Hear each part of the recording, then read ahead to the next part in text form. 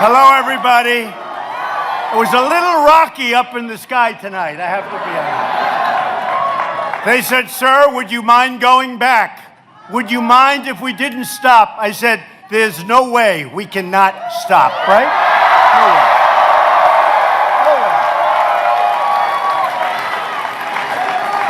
way. No, we're not going to do that. We're not going to do that for a man named Henry McMaster. We're not going to do that. I wouldn't have the courage to call Henry. Henry, I said I was coming, but I'm only kidding. It's raining out real bad, and we're not showing up. I wouldn't do it for you. So thank you very much, everybody. Thank you.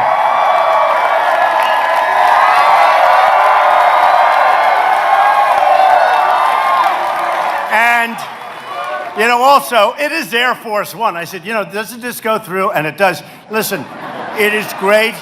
It is great to be with you. This is a very special state. I love this state with so many incredible, hardworking American patriots. That's what really American patriots.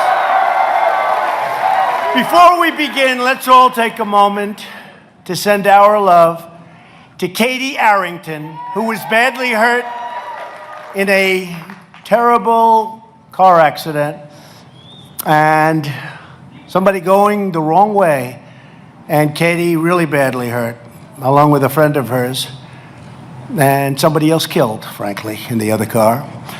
And Katie is a very special person. She was out there right from the beginning, and here's the good news. She's going to be 100%. That's the good news. She's going to be 100%. So, Katie, we're all pulling for you, and we're praying for your very swift recovery. She's going to be back very soon.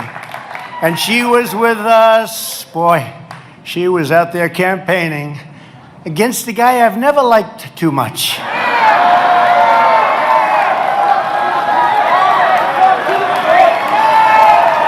Never liked him too much. I wasn't a big fan. The Tallahassee Trail must be a beautiful place. Unfortunately, he didn't go there.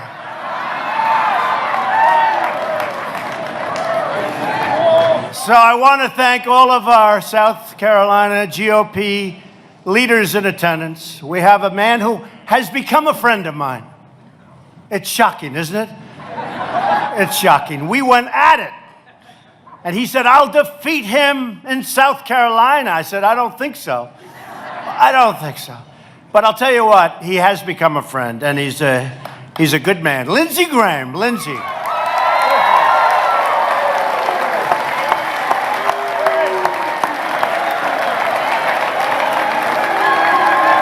That's pretty good, I think, Lindsey. That's pretty good. No, he's been great. Congressman Joe Wilson and Tom Rice.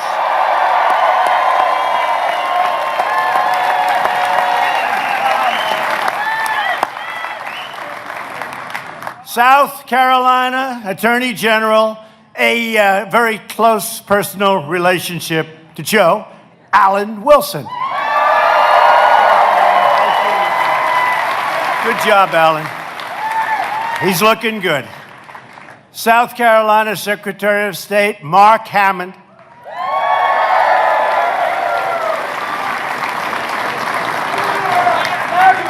Thank you, Mark. And candidate for Lieutenant Governor, Pamela Abbott. Pamela. Thanks, Pamela. And finally, the person we're all here for today, a man who truly was with me from the beginning. There was no doubt about it. He was there right from the beginning. We won the state of South Carolina by a lot, both in the primaries and in the general election. We won, and we had to run the whole East Coast, and we got South Carolina, and we got North Carolina. We love North Carolina.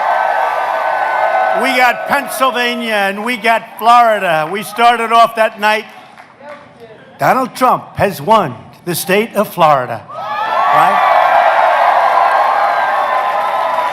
And they go, whoa, they just lost Florida. And you know what they said? Don't worry about it. North Carolina, they said North Carolina is our firewall. South Carolina, we have no chance, but North Carolina. And so we won South Carolina. Thank you very much.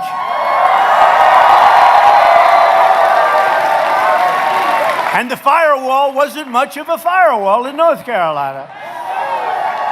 So I want to thank the incredible people of South Carolina for everything you've done. And right from day one, when I came down here, Henry McMaster, I said, so why are you with me?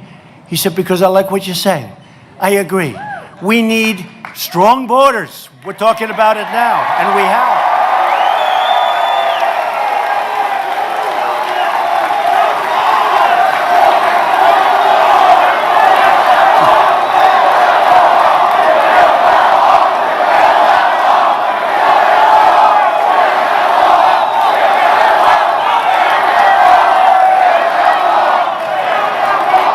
So he said, we need strong borders. We have to stop crime. We want lower taxes. We love our military. We love our vets. And we love our Second Amendment. Other than that, I don't know what he said.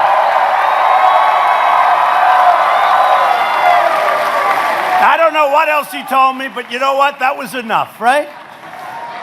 And he was sort of this like handsome guy with a wonderful wife, Peggy. Where's Peggy? Peggy.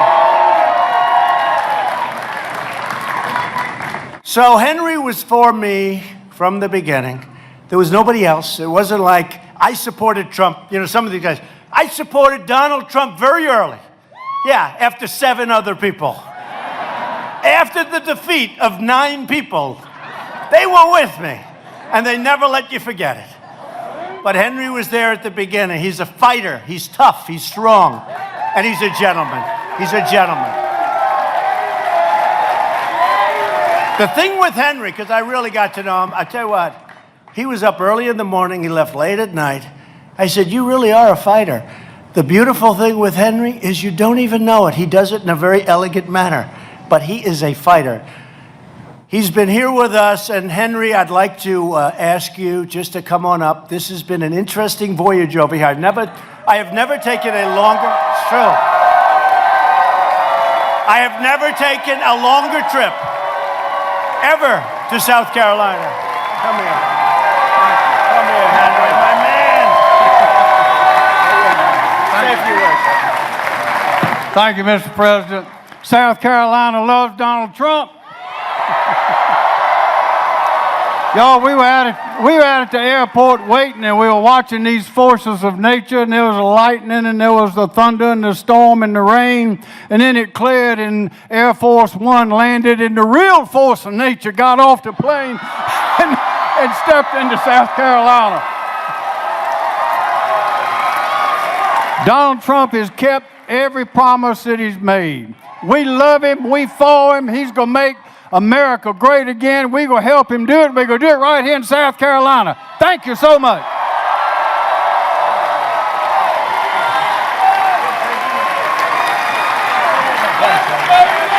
Thank you, Henry.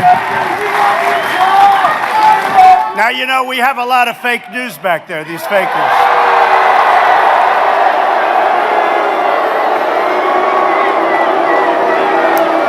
And you know that if a horrible thing happened and we weren't lucky enough to have Henry win, you know they won't talk about that. They will say Donald Trump suffered a major, major defeat in the great state of South Carolina. It was a humiliating defeat for Donald Trump. So please get your asses out tomorrow and vote.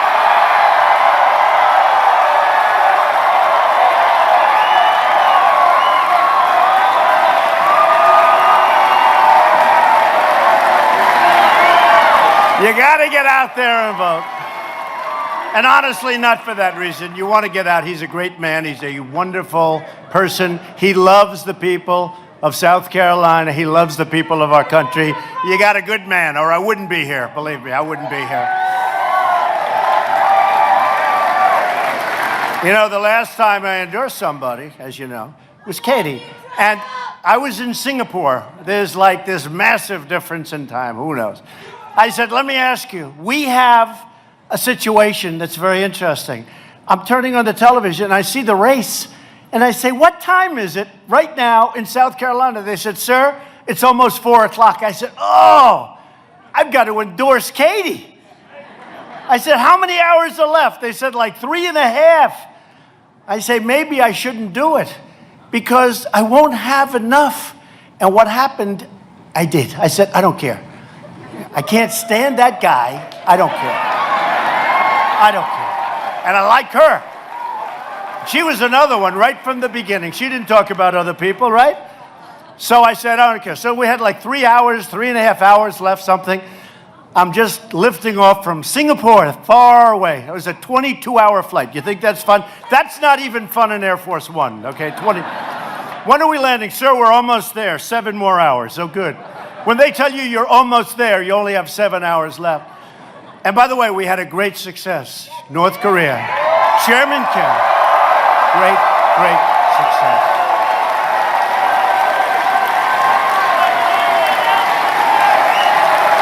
We're not looking up in the air. Any rockets up there? Any rockets? Japan is very happy. They haven't had a rocket shot over them in 7 months.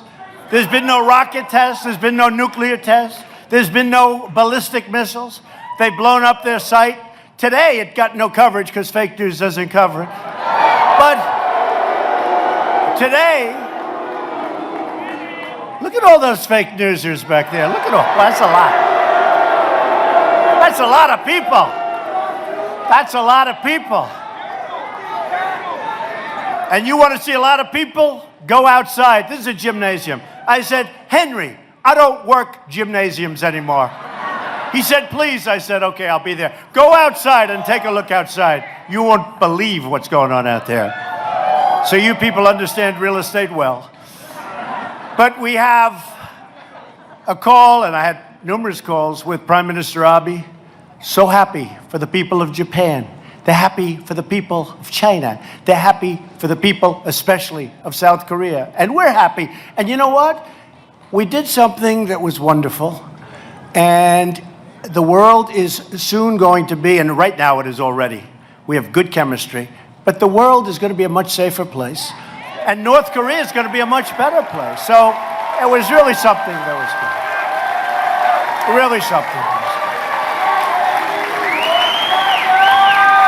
And they've agreed to denuclearization.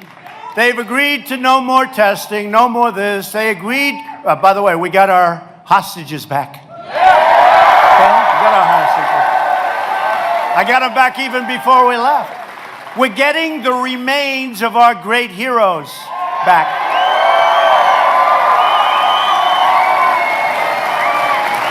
And when I first made the announcement that we're getting together, this was 5-6 months ago, it was in the Oval Office, I'll never forget it. And these guys were saying, unbelievable, unbelievable. Do you believe this? South Korea, remember they came over from South Korea, they stopped North Korea, South Korea, the Olympics. And it started with the Olympics. Korea gives us the credit. They were not selling. People did not want to be nuked in a stadium as they watched the opening ceremonies. They didn't want to be watching the opening ceremonies and at the same time looking up at the skies. How long will this last? They were not exactly selling tickets. The minute that happened, and he said would like to be part of the Olympics out of nowhere. The minute that happened, the Olympics became a fantastic success. It was a great Olympics. It was a great Olympics.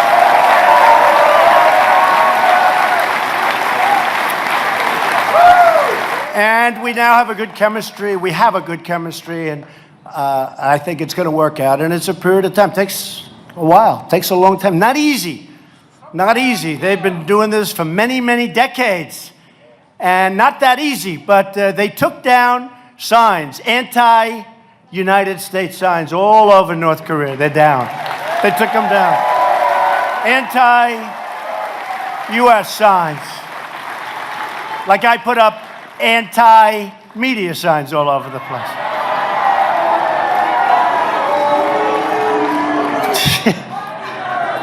You're worse than I am. These people. No, we just want honesty. We want a little fairness. We want a little fairness, right? We don't get very much of it. But, it's sort of interesting. So we make the deal. And we signed a piece of paper. And it was a beautiful piece of paper. It said, we will denuke, we will this, we will that, we will get the remains back, we will do all of these things. A lot of things. We will not test. We will abandon they have an engine site these are not engines like for your car. These are engines for ballistic missiles. They're going to rip that down. So point after point but it starts off, first sentence, we will denuclearize North Korea. Okay, so you know what the fake news said? Donald Trump has suffered a humiliating defeat because I agreed to meet. I said, I agreed to meet. In other words, because I agreed to meet. They couldn't think of anything else. So, and I will say this, at the beginning, they couldn't believe it was happening. 2 days later, they were saying, Hillary Clinton could have done that. I don't think so.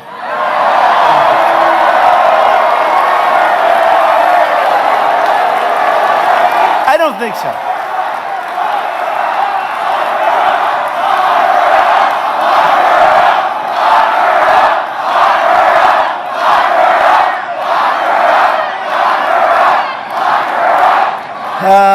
Boy, did you ever see anybody so protected in your life? Did you ever see that? Point after point after point, and I did nothing, and it just never ends.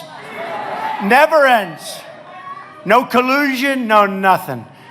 But you go, point, and you know what? After the election, I said, okay, let's go. Come on, who cares? Let's go. We got to make America great again. And then she writes a book and she does a tour, and how many reasons did she give for losing the election? Like every week it was a different reason, right? She blamed everybody for losing the election except for one person, herself. And the funny thing is, so look, Lindsey was just telling me every other Republican, would have been very tough. They would have lost. I won. I won when I won South Carolina, but to win all up and down the East Coast, to win Wisconsin, which hasn't been won in many years, like 1972, I think. That's a long time. To win Michigan, which hasn't been won in a long time. And they say she was a bad candidate. I mean, honestly, she was a tough candidate. She wasn't a bad candidate. But they refused to say that I was a good candidate. They refused. It's very interesting. I just took this out.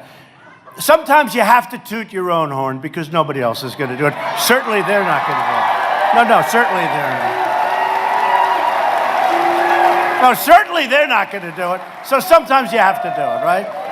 That's why when the polls are good, you remember during the campaign, when the polls were good, I would always talk about it. When they weren't so good, I wouldn't mention it, right? I didn't talk polls, but they were good. For a lot of time, they were good. And by the way, Georgetown Steel just opened their plant yesterday. They're spending a lot of money after many years of being closed. Georgetown Steel in South Carolina. So here's a story that just came out. David Lynch, the great filmmaker. David Lynch, he puts down headline, Trump could go down.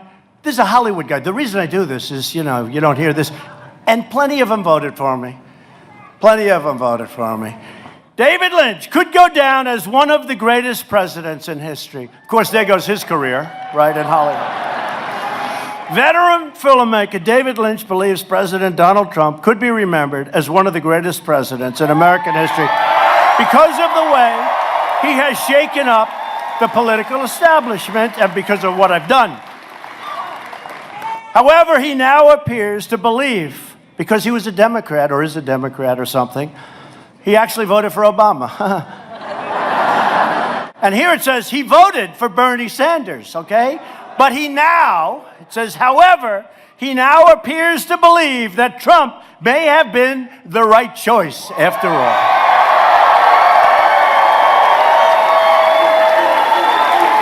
He goes on to say that Trump could go down as one of the greatest presidents in history because he has disrupted this thing so much. No one has been able to counter this guy in an intelligent way. And by the way, you know, they call them the elites, right? The elites. You know what you are? You're the super elites. I'm changing titles. I'm changing.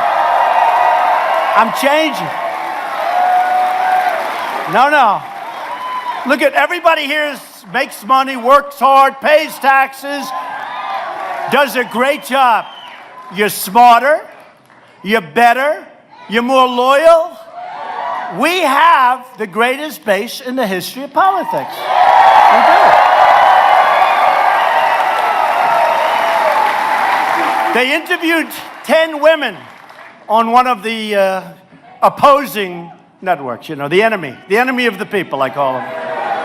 And they said to these women, these were about 10 really great women. These are non-political women that had Trump here, Trump there, wearing Trump hats, badges. So this announcer says, what can he do? And you've heard me say this, because this happens a lot. What can he do where you won't be with him? What can he do when you're going to drop Donald Trump? And one of these women stood out, perhaps the leader, perhaps not, but she came forward and she said, there's absolutely nothing he can do. Can you believe that? There is nothing he can do. And she said he has done a great job. So we're working hard. But there's David Lynch. Enjoy it, because his career in Hollywood is officially over. Did you see Jimmy Fallon? Jimmy Fallon. The guy screws up my hair. It's going back and forth. He was so disappointed to find out it was real. He couldn't believe it. Well, that's one of the great things I got. Everybody used to say my hair's phony. It's not my hair. I'm wearing a hairpiece. You know what anybody here wearing a hairpiece? No? No? But the one thing, they never say that anymore, because I've been caught in rainstorms. I've been caught in winds that are like 60 miles an hour getting off. If it's not your hair, don't run for office, folks. Don't run. Do not run for office, because the gig would be up. So Jimmy Fallon apologized. He apologized for humanizing me. The poor guy, because now he's going to lose all of us. You know, now he's going to lose all of us. If somebody would open a talk show at night, because the guy on CBS is what a lowlife. What a lowlife. I mean, honestly, are these people funny? And I can laugh at myself. Frankly, if I couldn't, I'd be in big trouble. But there's no talent. They're not like talented people. Johnny Carson was talented. Some of these guys, no, seriously. I mean, this guy on CBS has no talent. Jimmy Kimmel would meet me before the election. I'm telling you, true story. I don't even think you'd deny it. No talent. But I'd go to a studio to do a shot, to do a thing. He would stand outside on the sidewalk waiting for me. Oh, here he comes, Donald Trump. Oh, he opens my door. I said, does he do this to everybody, to his people? He does it for nobody. Now, who knows? Maybe that was just, but he's waiting for me. 2 or 3 times I did a show before this. Now I wouldn't do a show. That guy's terrible. But I do a show, and he's standing out on Hollywood, Boulevard, and he's standing there, opening up the door, like going crazy. Oh, hello. I wasn't president. I was like a guy, right? A guy with potential. Right? With potential.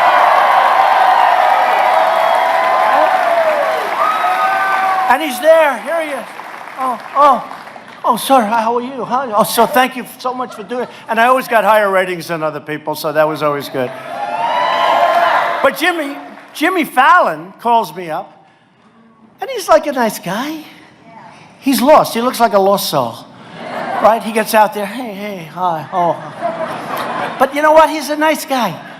I agreed to do a show, and because I guess I was running at that time, I think I was running, he got tremendous ratings on that show. Killed everybody, right? He should be thankful. He shouldn't be upset and angry. When you apologize because you got somebody else that didn't go on the other shows, So I go on the show, I agree, do whatever you want with my hair. Go ahead, let's go. And he did, and that was it. You walk off, like, what is it, a year and a half, 2 years later, he's now apologizing because he humanized me. And he really hurt himself. So I said, Jimmy, you called me up after the show, and you said, thank you for the incredible, you called them monster ratings. They were very big ratings. I said, thank you, Jimmy, that's very nice. I said, don't hurt yourself by apologizing. So I said to him today on social media, I said, Jimmy, be a man, just relax, just relax. It's incredible. But if somebody, instead of these guys, CBS, NBC, I made a fortune for NBC on The Apprentice. They treat me horribly. I think they're worse, actually, than CNN. I think NBC...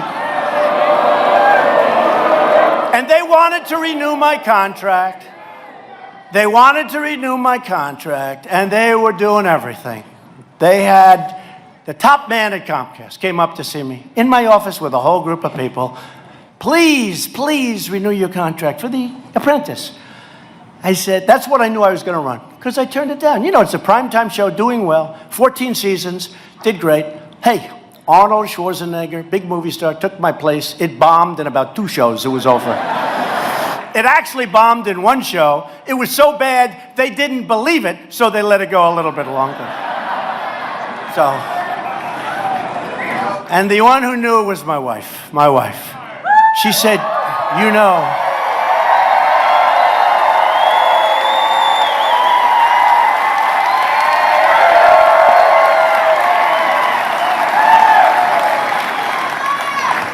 she's very smart. She said, you know there's nobody that can take your place, don't you? I said, thank you, darling, I appreciate it. How smart is that? Now, I don't know if she believes it, but she said, there is nobody that can take your place. He will not be successful. I said, it's Arnold Schwarzenegger. He will not be successful. There is nobody, darling, that can take your place. How smart is she? How smart, right? How smart. And she has got a great style. We greeted today the King of Jordan and the Queen of Jordan, and it was like a picture. I watched the 3 of them. The Queen, the King, and the First Lady, and I stood back and I watched. I didn't want to destroy that picture. And I will tell you, she has done a tremendous job as First Lady. Okay. Cool.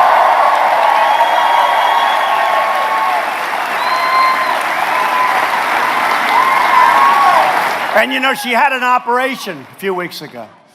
Kidney operation, and she's going to be great. She's fine. But they had all kinds of projections. They said she got a facelift. No, I would let you know. They couldn't hide that one for long, right? They said she left me and moved to Virginia. They said she left me and moved to New York. So she moved to Virginia, she moved to New York. The only thing they wouldn't say is what happened, and that's okay. And she's private, she doesn't want to talk about things, right? But really unfair stuff. But you know what? We've never done better than we're doing now. We've never had a time like we have now. We've never had higher polls than we have now. Even Gallup, who treats me horribly. You know, polls are fake news also. You know, what they do is called suppression. They put out these horrible polls, and then they hope that everyone's going to say, hey, look, I like Trump, but he's got no chance of winning. Suppression. It should be illegal, actually, you know. You want to check these pollsters, you know, where are they coming from? They knew. We had one with ABC, I think it was ABC Washington Post, just before the election. Like a week before, we were down 12. Now, if you're down 12, okay, if you're down 12, it's over. If the polls are real. But I said, it can't be real. We just went to Michigan. We had 30,000 people. We just went to other places. Excuse me. We went.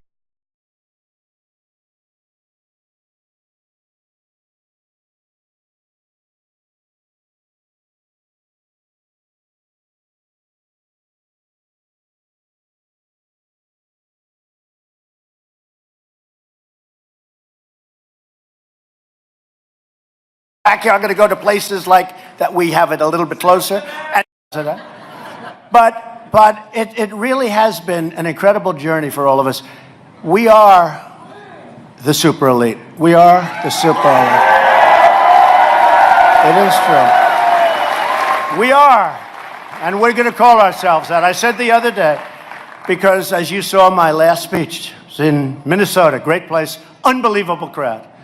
It seated 9,000, and they had 15 or 20,000 people outside, couldn't get it. It was incredible. Just like you have a lot of people outside, you just can't. If I ever come into an arena and it's got empty seats, I think that's the end. I don't know how I'll be able to take it, right? I don't know. Henry, what am I going to do if that happens? I don't think we'll be able to take it, but it's not going to happen. Because remember what I said, we're going to start winning again. We're winning. We're winning now. Like we haven't won before. Like we have not won before. We're winning with our military. Our military is now being built up like you wouldn't believe. We're winning with our military. We're winning on trade. We're winning on trade. We're defending our borders. Because if you don't have borders, you don't have a country. You don't have a country.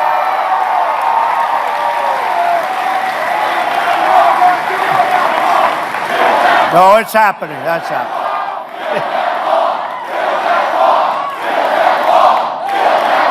Well, it's happening. It's not build that wall anymore. It's continue building that wall. Because we're building it. We're building it. We're fixing it. Miles and miles. We got $1.6 billion. We're fixing the wall. We're building wall in San Diego. It's incredible how nobody wants the wall until it's in their backyard. Do you mind building us a wall? They didn't like people walking across their front lawns in San Diego. So we're building the wall. We're fixing the wall. We're spending a lot of money, and we're going for more, and we'll get it done. But Democrats, they want open borders, and they don't mind crime. Think of it. So last week, they thought, oh, they have a great issue. And, you know, I get credit. I don't know if it's true or not, but they're saying I have good political instinct. Who knows? In fact, some people have said I have the greatest political instinct in 50 years. I don't think so. I don't think so. I don't think so. But I have my own feeling. And when I heard them talking about the children, first of all, they were using pictures taken in 2014 when Barack Obama was president. I wasn't president. And what I learned is one thing. Our facilities are cleaner, better kept, and better run. That's the one thing I learned, okay? I saw that. But what we have is two extremes. And I liked it. I said, hey, this is fine for us. The Democrats want open borders. They want anybody they want, including MS-13, pouring into the country. And the Democrats don't like ICE. These are great, brave, tough people. These people are much tougher than MS-13.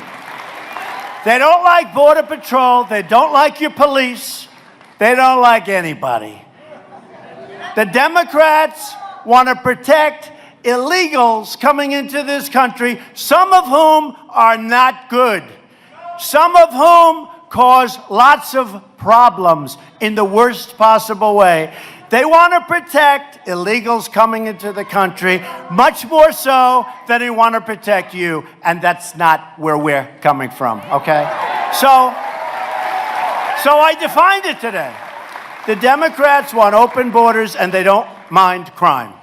We want very tight, very strict borders, and by the way, you saw a 70-year low. With all the complaining I'm doing, we've done a very good job. And we have taken thousands. We got to get that wall built all the way across. And they don't want it. That's like a symbol. They're only good at one thing. What's their term? Resist. It's the party of Maxine Waters. Do you believe her? No. This has become the party of Maxine Waters and Nancy Pelosi. That's who it is. So they don't mind crime. They want open borders. We want really tough borders. And we want people to come in. We want people to come in through the legal process. What about the thousands of people? What about the thousands of people that have gone through this process, that are waiting online to come into our country, and then we're going to let these people pour in? We have no idea who they are. And they came to me 3 days ago. Sir, would like you to sign this order. What is the order? We need 5,000 judges on the border. I said, judges? What other country has judges? I said, how many do we have now? They didn't even know. So we have thousands of judges, and now we're going to have 5,000. Now, I've done a good job with judges. Judge Gorsuch, Supreme Court Justice Gorsuch. And we have many judges. We will set the record, I believe, for the most judges appointed, which is a very important thing. We're putting great, talented people who see the Constitution the way it's written. They don't make up the Constitution. But they come up, and this was an order. This was, sir, we need 5,000 judges. I said, 5,000? So we put a judge on, like on the bench, federal. It takes us weeks to vet. It takes us a long time to get the judges. We're talking about one person. Here they want 5,000. I said, where are you going to find 5,000 people to be judges? How many do we have now? I don't know the number. They don't even know the number, even though they're in charge, okay? Nobody knows the number. We have thousands of judges already. So if a person comes into our country, steps 1 foot, they take their name, they bring them to court, they then release them, they go into the country, you never see them again. It's the craziest thing I've ever seen. So I said today, I don't want judges. I want ICE and Border Patrol agents. That's what I want. That's all.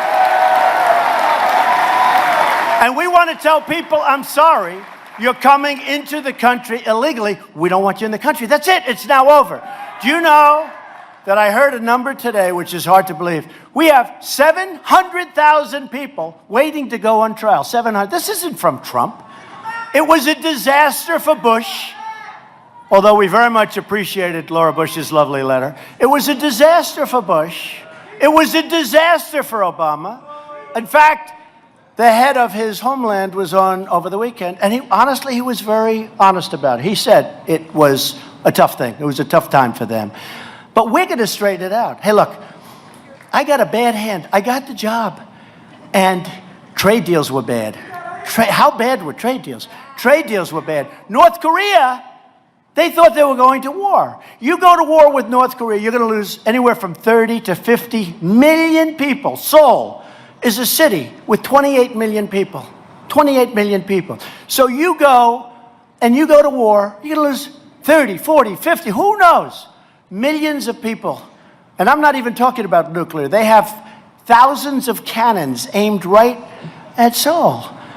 And I said, I'm telling you, before I took over this office, there was a really good chance that we were going to war with North Korea. You could have lost millions and millions of people. So I got a bad hand with North Korea, because that should have been done years ago. I got a bad hand with all these horrible trade deals. NAFTA's a disaster. Mexico is going to make over $100 billion on the United States this year. Canada, Canada, nice guy. Prime Minister, Justin. I say, Justin, what's your problem, Justin? So, Canada. Oh, Canada, I love their national anthem. Oh, Canada. I like ours better, however. So, Canada's great. I love Canada. And we had a wonderful understanding. You know that story. We hugged, we kissed, everybody was happy. I made some changes in this ridiculous thing that everybody agreed to sign. It was meaningless, but I made some changes. I left, everybody was happy. Prime Minister Abiy said President Trump was right. Everybody was in love. They took the picture with Merkel, but if they showed the picture of like 2 minutes later, I had a big smile, she had a big smile. We were friendly, everybody. I get onto Air Force One, and he doesn't understand that Air Force One has 22 televisions. So I come on, they have televisions in closets, they have televisions in an area that no place has to. Unlimited budget, Air Force One, right? So I get onto the plane, and I see Justin Trudeau, Prime Minister of Canada, saying, Canada will not be bullied by the United States. I said, what are we doing here? The fact is that Canada has a 275% tariff on dairy products, little thing called dairy products. Their lumber is a disaster with us. I say, why aren't we using our own lumber? Because now we're actually allowed to take lumber from our fields and regrow it, but take lumber from under our environmental system. In the old days, you couldn't do that. We had to go to other countries. But So lumber is a disaster. Energy is a disaster. And, you know, I see Justin saying, we fought World War I together. We fought World War II together. That's true. We love Canada. But Canada's charging almost 300% tariffs on dairy products and many other things. It's all working out great. It's all working out great. And I said, look, if you want to do that, we're going to put a little tariff on your cars coming in. You know, cars are the biggie. Cars are the biggie. European Union, we lost $151 billion last year with the European Union. Sounds nice. Many of us originally came from somewhere in the European Union. I had two parents, European Union. So it sounds wonderful. Our country lost $151 billion. They send the Mercedes, they send BMWs, they send everything. We tax them practically nothing. We can't send our cars. And if we do, they charge many, many times the tax that we stupidly don't charge. So I told them, here's what we're going to do. We're going to charge a tariff on steel until such time as you straighten out your act and you let us have fare. They don't let our farmers into the European Union. It's very hard. So we have farmers that want to sell. You don't hear these stories. This is why. With these people, they don't tell you these stories. The European Union has what they call trade barriers. The European Union doesn't allow our farmers to go and trade. It's very hard for them to go trade. And if they do, it's very expensive. Same like Canada. Essentially, when you're paying a 275% tax, and now I'm understanding it's higher, but at 275, that's essentially a trade barrier. You can't trade. How can we trade? We can't pay that kind of a tax. So I want the barriers taken down. I want our farmers to be able to trade. I want to be able to sell cars in there just like they sell cars in here. And it's all going to work out. It's all going to work out. Remember this. Remember this. It's all going to work out. Because we're the piggy bank that they like to take from. Whether it's military protection, you look at NATO. NATO, we're spending 90% of NATO. Now, it's all wonderful and we like to help out, but it helps them. They're in Europe. Helps them a lot more than it helps us. We're very far away. So we have this incredible. Germany is paying 1% of a much smaller GDP. We're paying close to 4% of a much larger GDP. Now, that doesn't work, folks. Doesn't work. So I think we should pay the same as Germany. I just think we should pay the same as Germany. So we're working all of these things. But the fact is, we were given somewhat of a bad hand because we came in, they had all these problems. But I love it. I'm loving what we're doing. You people are loving what we're doing.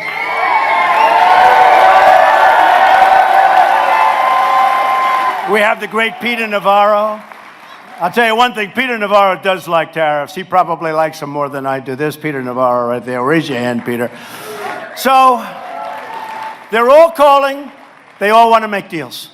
Before I did this, they weren't calling the Obama administration. But the Obama administration, and in all fairness, the Bush administration, didn't care. It wasn't their thing. Last year on trade, our country lost $817 billion with a B. Billion dollars. 817.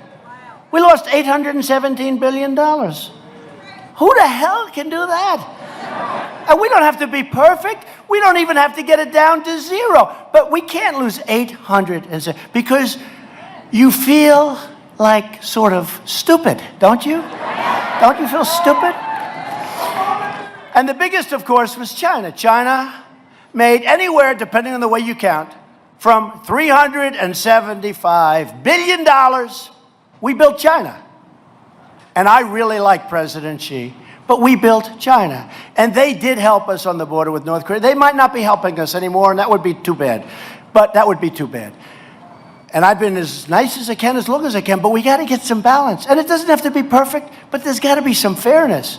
You know, I'm a believer in free trade, but I'm really a believer in fair trade. This is ridiculous.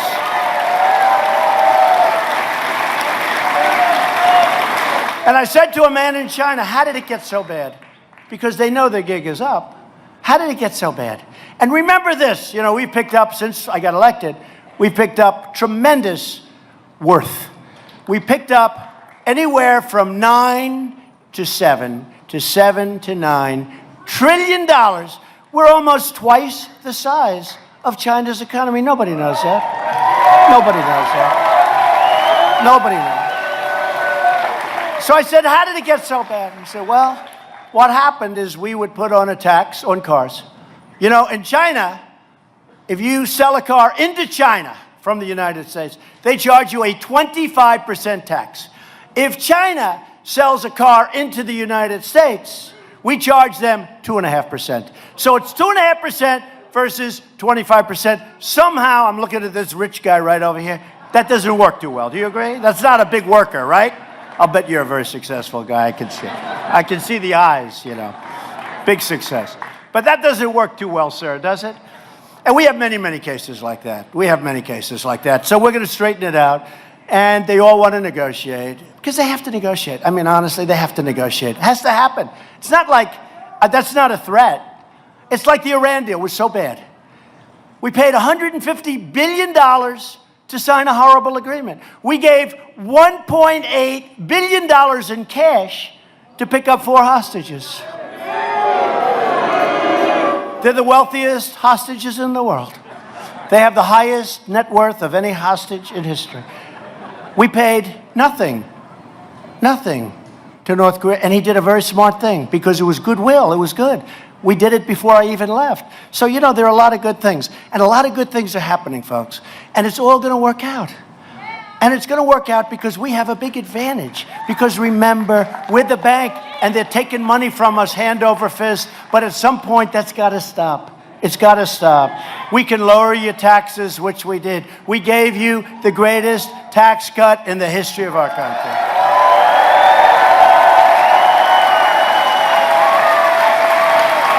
Right? We have some incredible things happening with health care. We got very badly hurt. We had all the votes, and then one gentleman early in the morning, like 2 o'clock in the morning, he went no.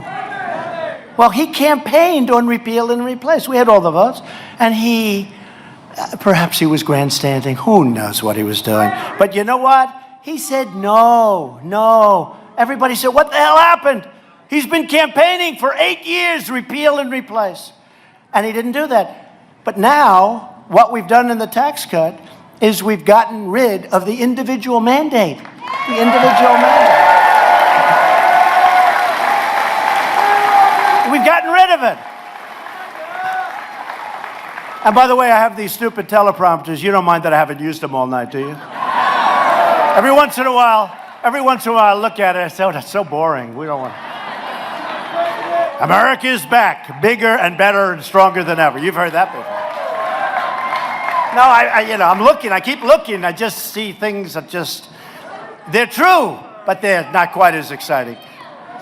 So, we are doing so well. We are lifting millions and millions of Americans from welfare to work, from dependence to independence, and from poverty to prosperity, right? We're putting new American steel into the spine of our country and breathing new hope into our beautiful communities, true. The forgotten men and women of our country are forgotten no more. They're still trying to figure out who the hell were all these people that came and voted 2 years ago. Who are they? Who are they? Yeah. All of us. They're trying to find, how do we get to the forgotten men and women? I said, I think you've lost them for a long time. Because just like this producer from Hollywood said, we're doing a real job. I don't believe, so now it's 511 days. I don't believe any administration, and you're with us, we're partners in this whole deal. You know, when we came out, we're partners. This is not me. This is a whole group of people. I don't believe, and I don't even think it's close, that any president has done what we've done in 500 days. Not only the judges, not only the biggest tax cuts, not only Anwar in a in Alaska. You know all about ANWR, one of the great drilling sites in the world, that nobody could get oil and gas, that nobody could get approved. Ronald Reagan couldn't get it. Nobody could. I didn't even want it until I heard everybody else wanted it, and I said, it's like a freebie. That's part of our tax cuts. Tax cut and reform, right? We talk we want cut. Please give me the word cut, right? You've heard that, sir. I want the word cut.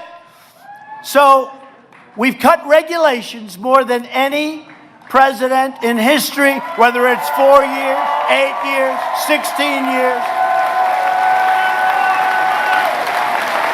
And we have more cutting to do. And by the way, we want regulation. We want crystal clean water. We want beautiful, clean air. We want it more than anybody. And our air and our water now is better than it ever has been. And we're going to keep it that way. It's important. It's very important.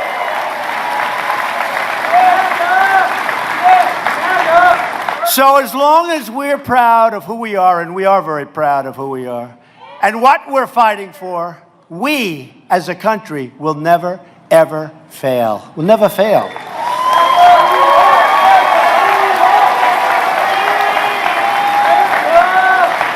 We have 3.4 million new jobs since Election Day. If I would have said during the campaign that I was going to create 3.4 million new jobs, that countries, and you have no idea what we're going through, countries are trying to hold back their companies that used to be our companies from leaving and moving back to the United States. We have companies, Chrysler, so many companies coming back into the United States. They want to be where the action is, not only because of the tax cuts, but for a lot of other reasons, including, frankly, those regulation cuts. But we have more jobs. We have higher stats. The manufacturers of the United States voted. They said this is the single most optimism that manufacturers in this country have ever had. Small business owners, the same thing. It's the most optimistic that they've ever been. They've never been this optimistic. And I'll tell you something. I'd like to take the credit for this, but I can't because it's Henry. South Carolina is doing unbelievable business. Companies are pouring in. Your jobs are way up. Your numbers are through the roof. You're a real leader all over the country. They're looking at South Carolina. Well, your governor is a man named Henry McMaster. You're doing unbelievable numbers. So, I didn't want to say that, Henry. I didn't want to say that, Henry. I wanted to take the credit for myself. But I figured South Carolina would understand, right? But we're standing on the shoulders of true American patriots who put down the railroads, built up the highways, and dug out a thing called the Panama Canal and lost many lives doing it. Mosquitoes lost many, many lives. They crossed oceans, they trekked deserts, they scaled mountains, and built the most incredible nation the world has ever seen. But our nation was going badly in the wrong direction for a long period of time. We have $7 trillion invested in the Middle East. What do we have? What do we have other than death and destruction? What do we have? What a decision that was to go in. I believe it was the worst decision in the history of our country, and the way we got out was horrible. If you look at Iraq, the way we got out was horrible. Truly one of the worst decisions ever made in this country. We're in for $7 trillion and thousands of lives, but count the lives on both sides, folks. Millions of lives, in my opinion. Millions. You don't hear that. Millions of lives. Our ancestors won 2 world wars, defeated fascism and communism, and put a man on the face of the moon. And by the way, NASA is now open for business. Open for business.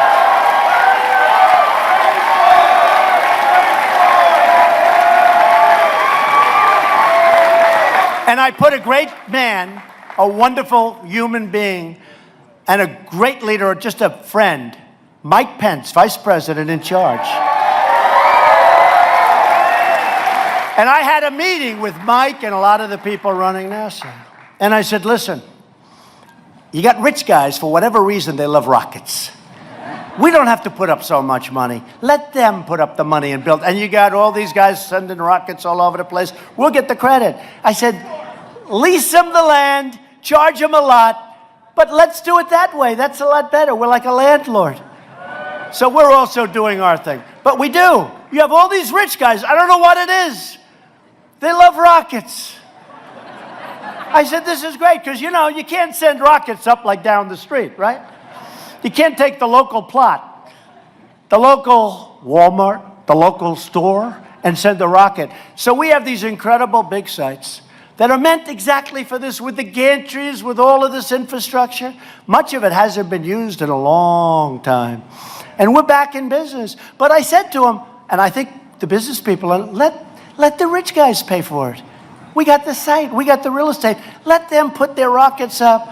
You saw Elon the other day. He put a rocket. I never saw anything like it. You know, I've been watching rockets go up my whole life. Okay, after a while, it's like... But what I thought was incredible was when the engines came back down. Did you see that? The engines, they came back down. Now, there are only two. The third one's missing someplace, but that's okay. No, but I thought that was incredible. But you have all these rich guys. They're worth billions of dollars. They want to spend money on rocketry. I think it's great. And I told my people, let them do it. Because if they reach the moon with their money, we're going to take all the credit, okay? We're going to forget about that. Nobody's going to remember their name, but they're going to remember our names. So let them do it. Let them do it. But to keep this momentum going, we need more Republicans in Washington. And we need Governor Henry McMaster as a continuation in South Carolina. It's very important. Come here, Henry. Because with your help, we're going to continue to win. Do you remember in the campaign? Henry, you remember? I'd come to South Carolina. I'd say, we're going to win so much. You people are going to get so tired of winning. You're going to say, Governor McMaster, please, we can't stand winning anymore. Governor McMaster, go to Washington. Talk to the president. We can't win anymore. We're going to win. Remember, I said we're going to win at trade. We're going to win in space. By the way, Henry, Army, Navy, Air Force, Marines, Coast Guard, Air Force, right? Air Force, and what are we going to do? Space Force. People love that. You know, it's going to be, we talk about rockets going up, but Henry, defense is now largely based with the satellites and everything else in space. And the problem is when you have the Air Force, I don't think they're going to really sort of, you know, they want those planes flying, they want their, but I don't think they're going to be focusing on space maybe like they should. So we're going to create a Space Force, and it's going to be great. And we need that militarily and in many other ways, but we do need it militarily also.